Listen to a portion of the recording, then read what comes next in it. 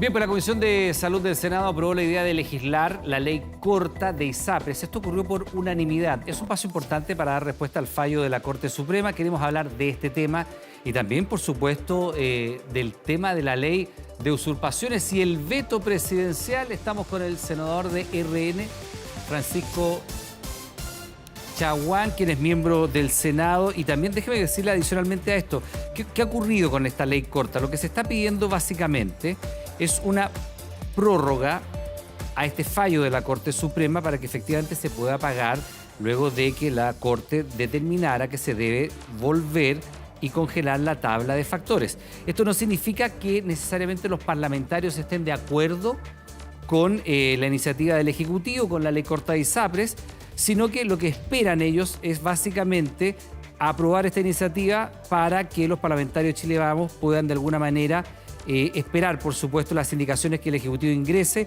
a partir del informe que va a entregar durante esta semana, y eso es importante, la Comisión Técnica Asesora, que es un grupo de expertos que va a dar cuenta en el propio Senado precisamente de cuáles son las condiciones en las que se podría dar cumplimiento a este fallo de la Corte Suprema. Estamos con Francisco Chaguán desde el Congreso. Senador, ¿cómo está? Buenas tardes, bienvenido. Hola, buenas tardes, ¿cómo estás, Iván? Por supuesto, una semana muy importante donde la comisión técnica que ha funcionado al amparo de la Comisión de Salud del Senado finalmente emitirá su informe. Hemos estado durante varios meses trabajando duramente para finalmente lograr sacar adelante este informe, tanto de la comisión técnica, que requiere, por supuesto, también el acuerdo político. Y hemos estado trabajando en paralelo la Comisión de Salud y la Comisión Técnica. La Comisión Técnica se ha reunido prácticamente todos los días de lunes a domingo para los efectos de lograr sacar adelante una propuesta que por una parte fortalezca FONASA para mejor administrar la lista de espera. Nosotros hemos señalado que además esa parte de la ley corta referido a FONASA debe separarse del proyecto e ir al proyecto, como indicación al proyecto de seguro catastrófico en salud para los pacientes de FONASA, que está en la comisión mixta que yo presido, y que nos va a permitir justamente evitar situaciones inmorales como la muerte de 19.000 personas, 19.000 pacientes en lista de espera durante el primer semestre del año 2022. O, por ejemplo, que hoy día tengamos 17.000 garantías de oportunidad vencidas en materia de cáncer. Y por otra parte, permita cumplir los dos fallos de la Corte Suprema, uno referido a GES y otro referido a la tabla de factores, ¿sí? Y que permita justamente resolver el tema hacia atrás y, por supuesto, generar perspectiva para tener viabilidad de la provisión mixta en salud, tanto de un seguro privado de salud y un seguro público de salud. Senador, vamos por estos dos últimos temas, porque efectivamente estos dictámenes de la Corte Suprema, tanto el que dice relación con el congelamiento de la tabla de factores y que retrotrae la tabla al 2019, le dice a la Corte Suprema, usted cobró en exceso, le dice la Corte a las ISAPRES, y tiene que devolverle, por ende, a los cotizantes. Primero, ¿hay claridad sobre cuál es el monto de lo que se cobró de manera ilegítima por parte de las ISAPRES? ¿Hay una cifra que ya se maneje de manera oficial? Bueno, eso es básicamente... Sí, bueno, ese es el trabajo que hará y que entregará la comisión técnica, pero ciertamente... Sí, la Comisión Técnica entregará en los próximos días. Yo esperaría justamente ese informe que debiera entregarse entre el viernes y el martes. La idea es recibirlo justamente el día martes en la Comisión de Salud del Senado, pero yo quiero advertirle dos cosas. Uno, no hay perdonazos para las ISAPRES. Primer tema que yo diría que es relevante. Y segundo, no hay recursos adicionales del Estado para resolver esta situación. Y por tanto, acá tenemos que caminar o transitar, por una parte, a resolver el tema hacia atrás, pero por otra parte también permitir la viabilidad de la provisión mixta hacia el futuro.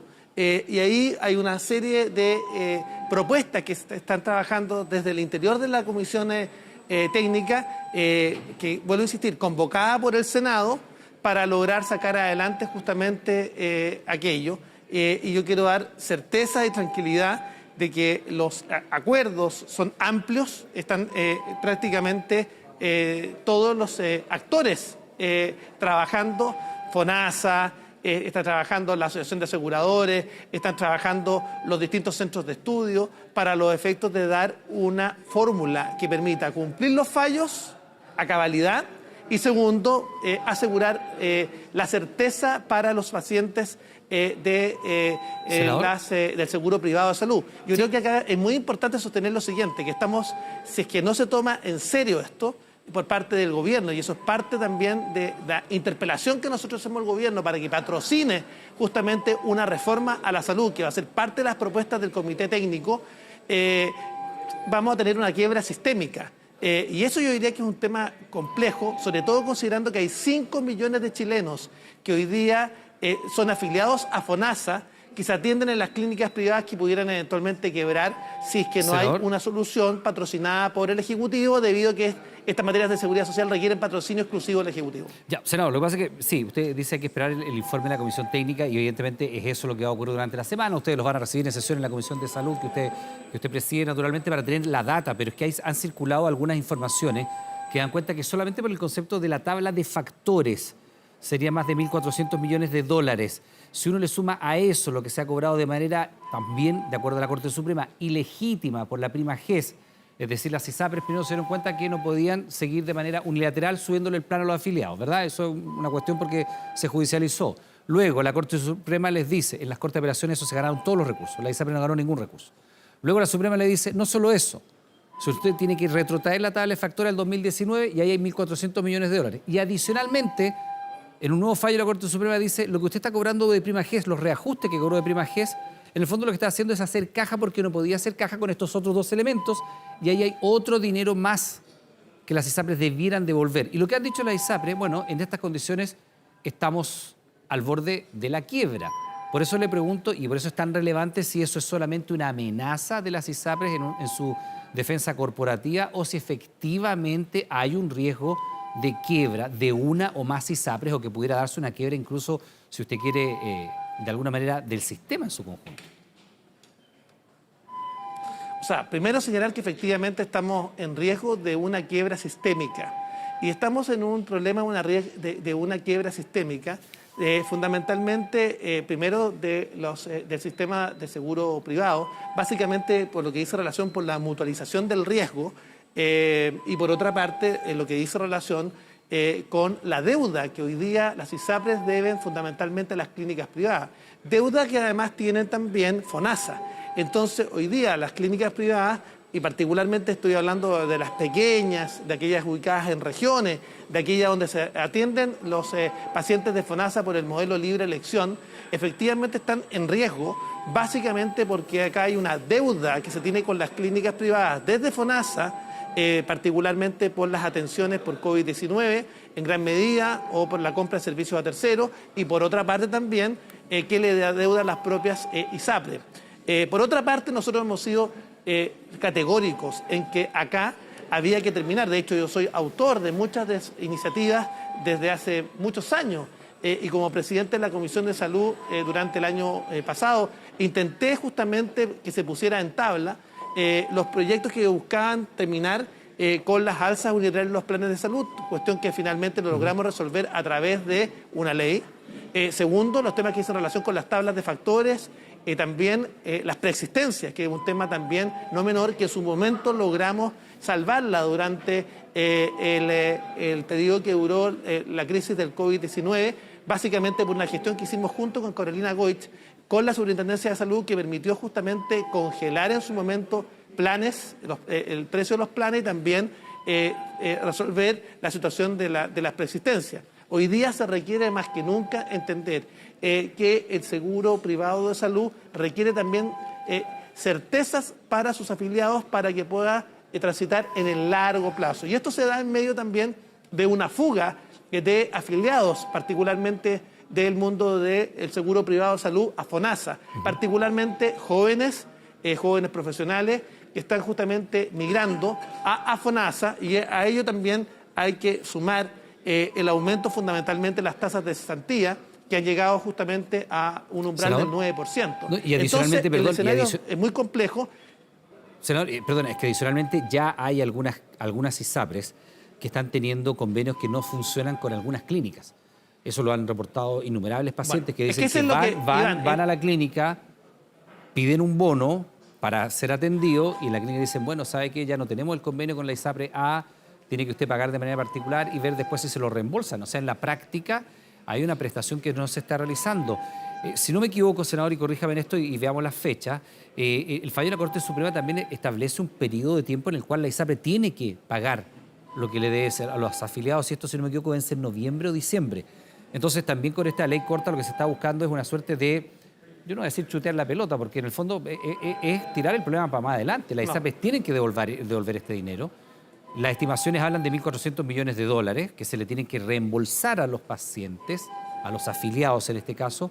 Había algunas ideas como, por ejemplo, reembolsarlo de la modalidad de prestaciones. Es decir, si a usted le den una cantidad X, vamos a decir 10 pesos. Sí.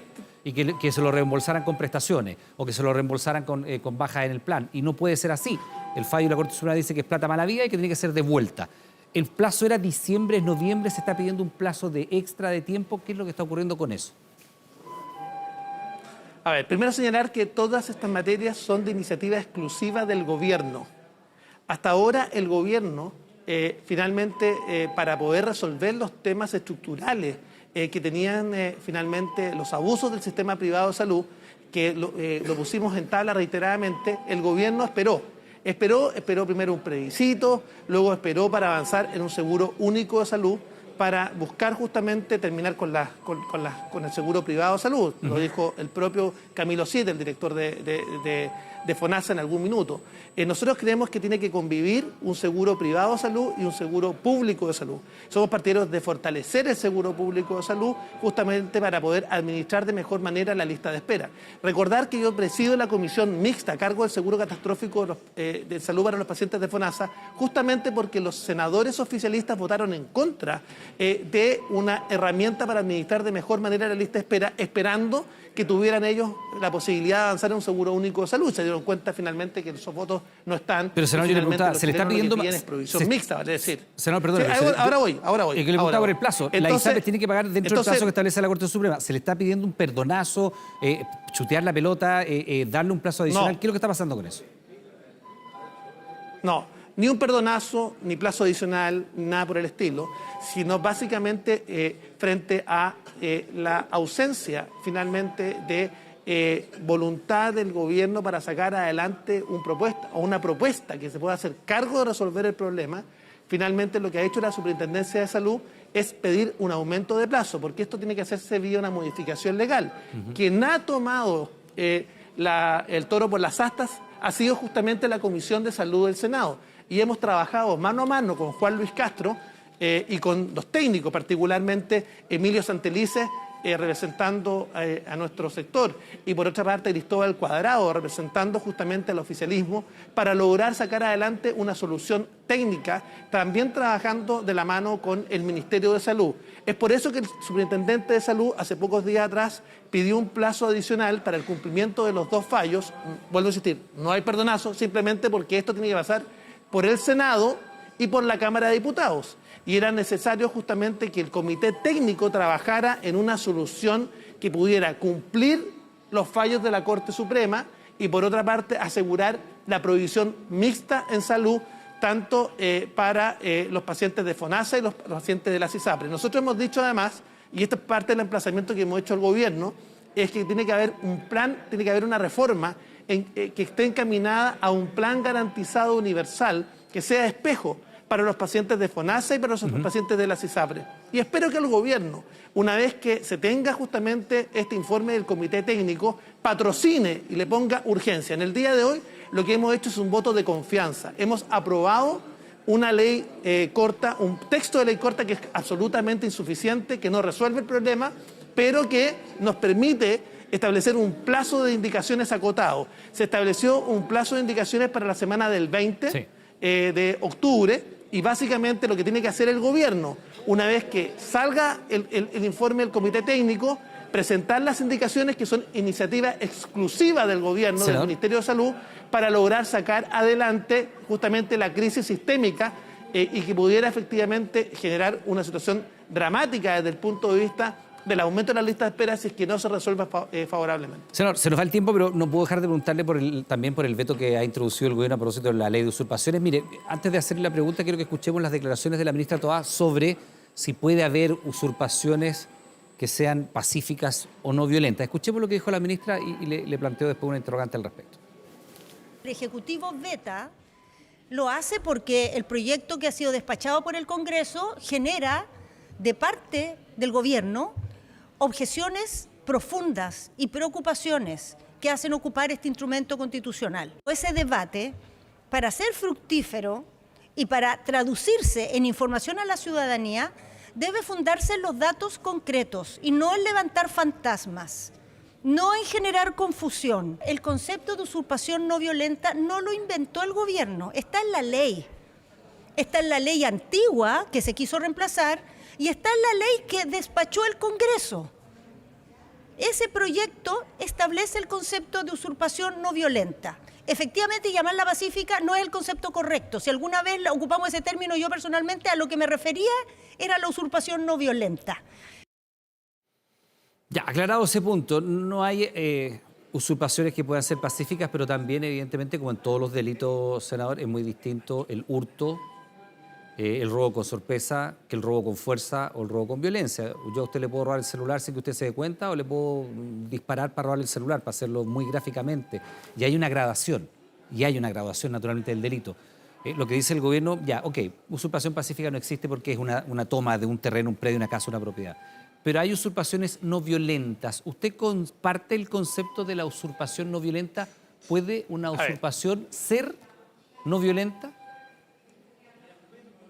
A ver, te quiero contar básicamente, Iván, que esto es un proyecto que se inició por fusión de dos iniciativas parlamentarias, de la senadora Carmen Gloria Aravena, del senador José García, del senador Felipe Kast y del que habla. Somos coautores de la ley de usurpaciones. Básicamente, el gobierno había sostenido en su momento, y el propio presidente de la República, que frente al conflicto que existía entre el oficialismo y la oposición, el senador José García y el senador Jaime Quintana pudieran acordar los términos de la norma. Para nosotros la línea roja era justamente establecer una privación de libertad tanto para la usurpación violenta como la usurpación no violenta. Durante el trabajo que hubo de los equipos técnicos, tanto del gobierno como de la oposición, nosotros sostuvimos que los 5 temas que el gobierno había levantado, uno de ellos decía relación con la legítima defensa privilegiada, que justamente había una fórmula y había una disponibilidad para efectivamente no estimular la autotutela, va a decir la autodefensa, sino que básicamente lo que se requería es asegurar que este fuera un delito de carácter flagrante de manera permanente para los efectos de activar los procesos judiciales que permitieran justamente sacar o restituir una propiedad. Y básicamente estábamos dispuestos justamente a buscar un perfeccionamiento de la norma, pero sin lugar a dudas el gobierno lo que hizo, y básicamente acá tironeado por un sector de la izquierda más radical, es básicamente impedir que hubiera sanciones de privación de libertad frente a la usurpación. No hay usurpaciones que sean pacíficas. La ministra se equivoca. Y yo se lo quiero señalar porque lo que se vive en la Araucanía, en la macrozona sur, en la macrozona norte, en la región de Valparaíso, las usurpaciones son por esencia no pacíficas. Y ahí la ministra yo creo que equivocó el concepto. Segundo, creemos sin lugar a dudas que por supuesto podría haber una graduación entre una usurpación violenta y una que no lo sea, que es distinto a decir pacífica, como dice la ministra. Pero ya lo corrige la propia como ministra. Dijo la ministra. Ya lo corrige la propia ministra. Sí, lo clarificó. Sí, y lo clarificó la propia ministra. Pero ciertamente, en todas aquellas, tanto los equipos técnicos del gobierno y oposición, tanto el acuerdo que hubo en esa materia en redacción, tanto por el senador Quintana y el senador José García, que fue uno de los autores de la iniciativa, junto con la senadora Carmen Gloria Aravena, Felipe Kast y el que habla, era justamente establecer que la línea roja era la privación de libertad, porque ese es el cambio normativo más significativo frente a la irrupción de las usurpaciones, particularmente en la macrozona norte, en la macrozona sur y por supuesto también en la región de Valparaíso, que es la región con más usurpaciones de Chile. Por tanto, acá el gobierno se pone del lado de los usurpadores, el gobierno finalmente no entiende que acá básicamente el Estado de Derecho exige que las víctimas también tengan su legítimo derecho a defenderse por la vía jurídica y pedir la restitución de los predios, y creemos que en materia de veto el gobierno se pasó muchos pueblos, muchos pueblos, y ciertamente acá sorprendió a los equipos técnicos, tanto del gobierno como de la oposición, y nadie se explica cómo finalmente esos 14 vetos llegaron al Parlamento sin que hayan pasado por los equipos técnicos que estaban constituidos, las mesas técnicas, para mejorar el proyecto de ley. Bueno, vamos a ver qué pasa con esos vetos. Son 14 las indicaciones, hay algunos sustitutivos, hay algunos que son que reemplazan, en fin, son 14, tienen que votarse uno a uno, así que vamos a quedar atentos a aquella votación. Senador Chaguán, le da hay un par que pudieran declararse inadmisibles, hay un par que se pueden declarar inadmisibles, sí, y que eso es tarea también de la comisión, que trabajará mañana, la Comisión de Seguridad que preside el senador Felipe Cas. Sí, cuando se rechazan algunos también queda la ley como está, o en otros que no queda ley. Bueno, hay que ver efectivamente qué pasa con las 14 indicaciones del senador Chaguán. Gracias por esta conversación, que tenga buenas tardes.